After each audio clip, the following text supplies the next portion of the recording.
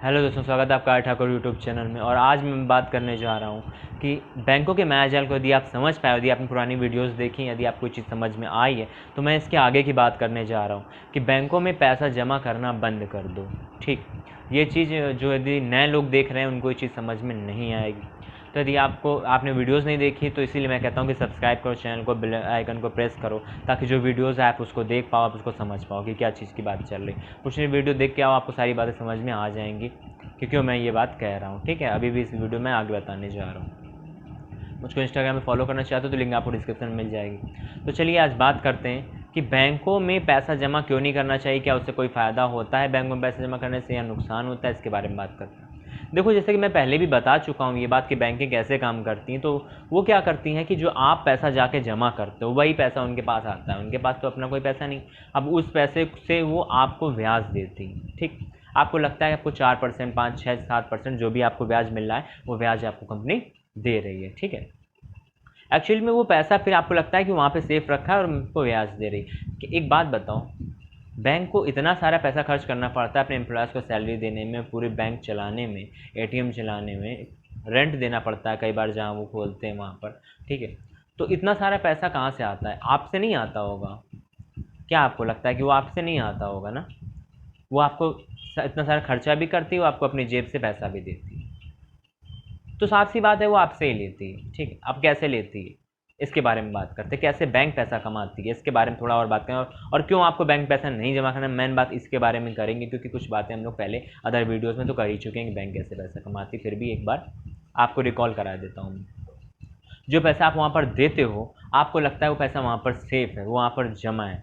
ठीक है, वो पैसा वहीं रखा है, लेकिन ऐसा नहीं है। जैसे आप पैसा वहाँ पर देते हो, बैंक उनको इन्वेस्ट करती है अलग अलग जगह पर। आपको देती है 4% से लेकर 7% तक, और वो उस पर कमाती है कम से कम 25% से लेकर 35-40% तक। ठीक, ये सारा पैसा वो लोग कमाते हैं। किस तरीके से कमाते हैं देखो, कई बार तो वो पैसा लगाते हैं जहां उनको लगता है कि हाँ, यहाँ पैसा लगाने से शेयर मार्केट में वो शेयर मार्केट में चेंजेस कर सकते हैं। बैंक के पास इतना पैसा होता है, शेयर मार्केट में चेंजेस कर सकते हैं। अब मैं एक एग्जांपल दे रहा हूँ, सपोज करो। ठीक है, जितने स्कैम हुए थे शेयर मार्केट में उसके बारे में आप लोगों को कुछ आइडिया जिसको होगा तो जानते हो। सपोज करो आपके पास बेहद पैसा है, आप किसी ऐसी चीज़ में पैसा लगाना चालू कर देते हो जिसके शेयर काफ़ी कम है। ठीक है, मान लो 10 रुपये पर शेयर मिल रहा है। ठीक है, और आप उसमें पैसा लगाना चाहिए, उसको खरीदते चालू करते हो, खरीदते जाते हो, खरीदते जाते हो, खरीदते जाते हो, आपके पास हज़ारों करोड़ रुपए लगाने के लिए, क्योंकि आपके पास दूसरों के पैसे मिल रहे हैं। ठीक है, उन्होंने आपको दे दिया, लगाओ। आप लगा रहे हो, खरीद रहे हो, पैसे आपके पास आ रहे हैं। आपने उसको इतना ऊपर बढ़ा दिया है, इतना ऊपर बढ़ा दिया, और 10 रुपये का शेयर 50 रुपये में बिक रहा है। 5 गुना ज़्यादा आपने कमा लिया। ठीक है, 500% आपने कमा लिया। आपने क्या किया, पैसा निकाल दिया, सारे शेयर क्या हो गए, वापस 10 रुपये पे आकर गिर गए। जिन लोगों ने आपकी देखा देखी, जब आप पैसा लगा रहे थे तो जिन लोगों ने पैसा लगाया उनका बहुत बड़ा नुकसान होने वाला बात, लेकिन आपको उससे कोई फ़र्क नहीं पड़ता, कोई बात नहीं। ठीक है, ये तो बैंकों का काम ही। दूसरी बात ये, वेपन्स, जो वेपन्स बनाने वाली कंपनियां, जैसे मैं डूपॉट के बारे में बताया था, तो वो पैसा उन पर भी ये लोग पैसा लगाते हैं। ये लोग पैसा लगाते हैं तभी वो लोग नए नए वेपन ईजाद करते हैं, अपने साइंटिस्टों को बेहिसाब पैसा देते हैं, बेहिसाब उनके रिसर्च पर खर्च करते हैं। आपको अंदाज़ा भी नहीं है कि उनके रिसर्च पर कितना का खर्चा आता है।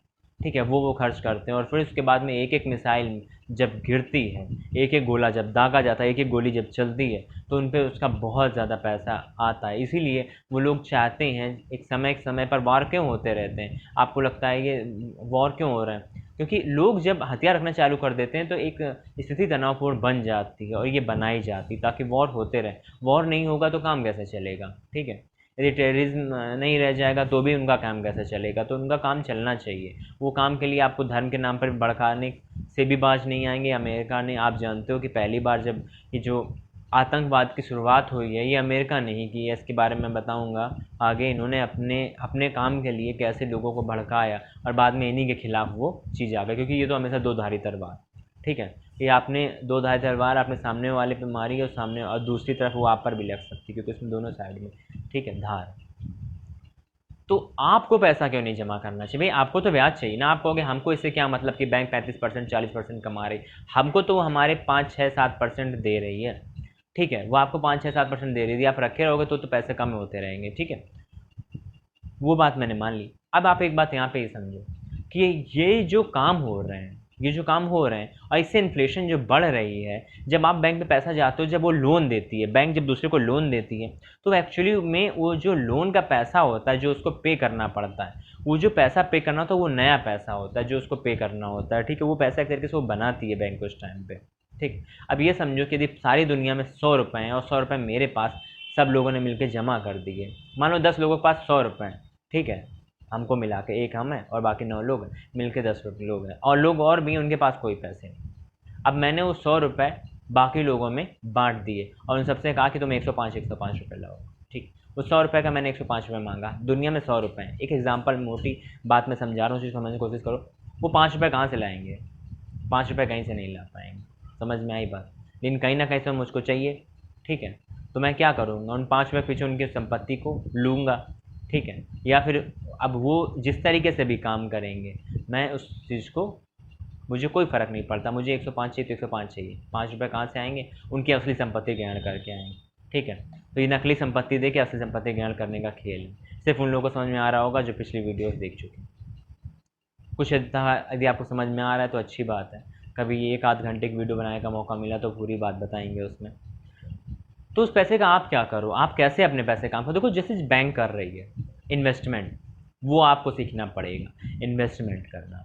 अब जैसे कि प्रॉपर्टीज़ में इन्वेस्टमेंट है, तो आप थोड़े से पैसे को जो आप जमा कर देते हो उसको से आप इन्वेस्टमेंट नहीं कर सकते, ऐसा ही है ना, उससे आप इन्वेस्टमेंट नहीं कर सकते, ठीक। तो आपको क्या लगता है कि भाई अब पैसा है तो हम जोड़ लेंगे तब इन्वेस्ट करेंगे। यदि ऐसा है कि आप कुछ समय तक पैसा जोड़ना चाहते हो इन्वेस्ट करने के लिए, तो आप बैंक में पैसा डाल सकते हो। बस इस चीज़ से अवेयर रहो, ठीक है, कि आपको क्या करना है, उस पैसे को इन्वेस्ट करना है, ना कि बैंक में ही रखना है। क्योंकि मोस्टली लोग क्या करते हैं, कहीं इन्वेस्टमेंट सीखते ही नहीं। तो यदि आपको पैसे का सबसे अच्छा यूज़ करना है तो उसको एजुकेशन में लगाओ। एजुकेशन मतलब नहीं आप कहोगे कि हमने तो सारी पढ़ाई पढ़ ली, हम तो जॉब कर रहे हैं, नहीं। आप जॉब तो कर रहे हो, लेकिन आपको ये नहीं पता है कि इन्वेस्टमेंट कैसे करते हैं। आपको ये नहीं पता है कि एक्चुअली में क्या क्या रिस्क होते हैं इन्वेस्टमेंट में, ठीक है। शेयर मार्केट में इन्वेस्ट कैसे करते हैं, या फिर प्रॉपर्टी में इन्वेस्ट कैसे करते हैं। प्रॉपर्टी में इन्वेस्ट करने का ऐसा नहीं कि आपने 4 प्रॉपर्टियाँ देख ली, आपने प्रॉपर्टी का थोड़ा नेगोशिएशन किया, आपने ले लिया। स्कैम बहुत होते हैं इसमें, और ये स्कैम के लिए आपको क्या करना पड़ेगा, खुद को एजुकेट करना पड़ेगा। इसके अलावा आपको एक नज़र डेवलप करनी पड़ेगी। वो नज़र ऐसी होती है कि आप जब प्रॉपर्टी देख रहे हो, चाहे वो फ्लैट हो चाहे वो प्लॉट हो, आप जब प्रॉपर्टी देख रहे हो तो आपको इस चीज़ समझ में आनी चाहिए कि एक्चुअली में इसमें पैसा लगाने से फ़ायदा होगा भविष्य में कि नहीं होगा। तो एक फ्यूचर देखने का एक सेंस डेवलप करना पड़ेगा। फ्यूचर तो कोई नहीं देख सकता, लेकिन एक सेंस डेवलप करना पड़ेगा। उसके लिए भी आपको एजुकेशन चाहिए। आज बहुत सारे ऐसे प्लेटफॉर्म हैं, अच्छे हैं, फालतू के नहीं, जिनकी मैं बात कर रहा हूँ, अच्छे प्लेटफॉर्म। उन प्लेटफॉर्म में आप क्या कर सकते हो, जाके अपने नॉलेज को इंक्रीज़ कर सकते हो। कुछ फ्री में भी हो रहा है, अब आप फ्री में कर सकते हो। आप अपना बिजनेस ओपन करने की सीख सकते हो कि आप छोटा सा बिजनेस साइड में कैसे ओपन कर सकते हो। या फिर आप ये सीख सकते हो, इसमें पैसा लगाओ बिना डर के, इसमें पैसा लगाओ, ठीक है। क्योंकि सीखने में पैसा लगा रहे हो ना, लगाओ। ये मत सोचो कि ये पैसा तो मैं जोड़ सकता, ऐसा नहीं है। जो चीज़ आप अभी सीख रहे हो, यदि आप मन से सीख रहे हो, उस चीज़ को आप सीखना भी चाहते हो, तो उसका फ़ायदा होने वाला है 100%। अब जैसे विवेक बिंदा वगैरह के भी प्रोग्राम हैं जो कुछ अच्छे प्रोग्राम बनाते हैं, तो आप वहाँ भी जाके देख सकते हो। छोटे छोटे स्टार्टअप देखो, या यदि आप कुछ नहीं कर सकते हो तो आप किसी और को देखो जो बंदा ऑनेस्ट हो। जैसे इन्वेस्टर, पैसे वाले इन्वेस्टर क्या किया करते हैं, वो ढूंढा करते हैं किसी ऐसे बंदे को किसके बिजनेस में पैसा लगा दें जो ये बिजनेस बढ़ जाएगा। वो ढूंढते हैं उस बंदे की काबिलियत को ढूंढ ढूंढ के उससे पैसा लगाते हैं। तो क्या आप ऐसा कर सकते हो? यदि आप ऐसा कर सकते हो, यदि आप ऐसा करना सीख सकते हो, ठीक है, यदि आप ऐसा करना सिर्फ सीख भी गए ना, तो भी बहुत आपको फ़ायदा होने वाला है फ्यूचर में। यदि आपके पास पैसे नहीं भी हैं, लेकिन आप काबिलियत को ढूंढना सीख गए, परखना सीख गए, तो किसी ना किसी तरीके से आपको उसका साथ कभी ना कभी ज़रूर मिलेगा। और उसका जब आपको साथ मिलेगा तो आपको बहुत ज़्यादा फ़ायदा होगा। इस चीज़ में सबसे बड़ी जो इम्पोर्टेंट चीज़ पुट करनी होती है वो टाइम। टाइम नंबर 1 चीज़ है। यदि आपके पास बिल्कुल भी पैसे नहीं है पुट करने को, तो भी आपके पास टाइम है ना, वो टाइम सबसे, आपका जो सबसे बड़ा एसेट्स है वो वही है। उसको आप अपनी एजुकेशन में पुट करो, इन चीज़ों को सीखो कि कैसे आप अपने पैसे को बढ़ा सकते हो, ठीक है। यदि आपको अपने चीज़ों को, इस मायाजाल से बाहर निकलना है, तो यदि आप पैसे को बैंक में ही जमा करोगे बार बार, तो आप उस मायाजाल में ही तो घुसते जा रहे हो, आप उससे बाहर कैसे निकलोगे। तो इस चीज़ को आपको सीखने के लिए आपको इस मायाजाल से थोड़ा बाहर देखने की कोशिश करनी पड़ेगी। यदि आपको बाहर दिख नहीं रहा है, यदि आपको ऐसे में कैद कर दिया गया है, तो आपको बाहर सोचने की कोशिश करनी पड़ेगी, क्योंकि सोच को कोई कैद नहीं कर सकता। अपनी सोच को आप खुद ही कैद कर लेते हो। आप एक अपना दायरा बनाते हो, आप उससे बाहर आउट ऑफ बॉक्स सोच नहीं पाते हो। आउट ऑफ बॉक्स सोच के देखो। जितने भी लोग आज सक्सेसफुल हुए हैं या थोड़े भी सक्सेसफुल हो रहे हैं या आगे चल के फ्यूचर में सक्सेसफुल होने वाले हैं, अभी से वो आउट ऑफ बॉक्स सोच रहे हैं। तो आपको अभी आउट ऑफ बॉक्स सोचने की प्रैक्टिस करनी पड़ेगी, ठीक है। तो होप कि आपको चीज़ समझ में आई होगी कि मैं क्यों कह रहा था कि बैंक में पैसे जमा करने से अच्छा है उसका यूज़ अपने लिए करो, उसका एजुकेशन के लिए करो, उसका यूज़ अपने को एजुकेट करने के लिए करो, इन्वेस्टमेंट सीखने के लिए करो।